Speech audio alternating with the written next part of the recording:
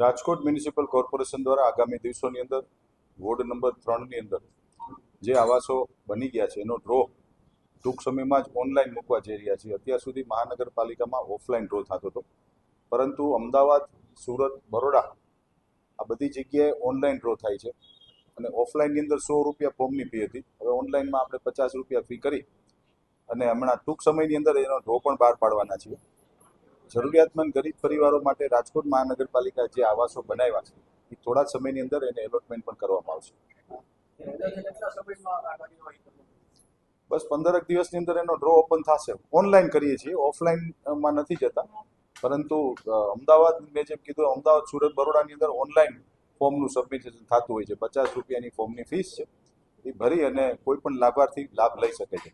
અને જે ક્વાર્ટર બીજા જેના ડ્રો થઈ ગયા છે અને જે ક્વાર્ટરો અત્યારે મહાનગરપાલિકામાં જે ખાલી પડ્યા છે એ ખાલીનો પણ જે સેકન્ડ જેના ફોર્મ જેને નથી લાગવામાં આવ્યા એ લોકોના માટે અમે ડ્રો કરવાના છે.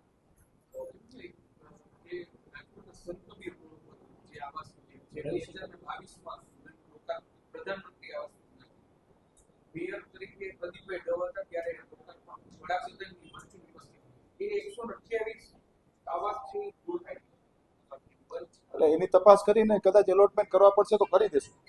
થઈ જશે, એ પણ થઈ જશે.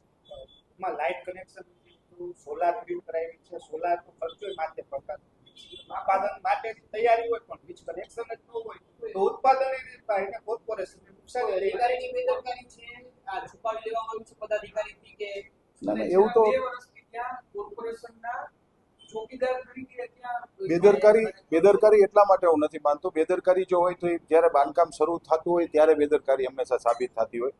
પણ આવડી મોટી તમે આપ કહો છો 128 ક્વાર્ટરો બની ગયા છે અને 2 વર્ષથી પેન્ડિંગ છે, તેમાં બેદરકારી ન હોય. પણ શું છે એ હકીકત હું જાણી અને હું આપને કહી શકું.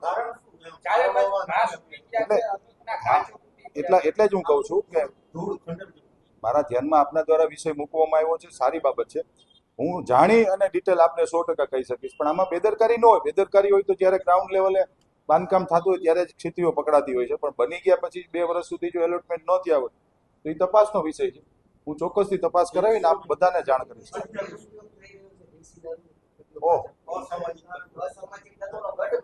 અરે તો હું પાડી દઈશ.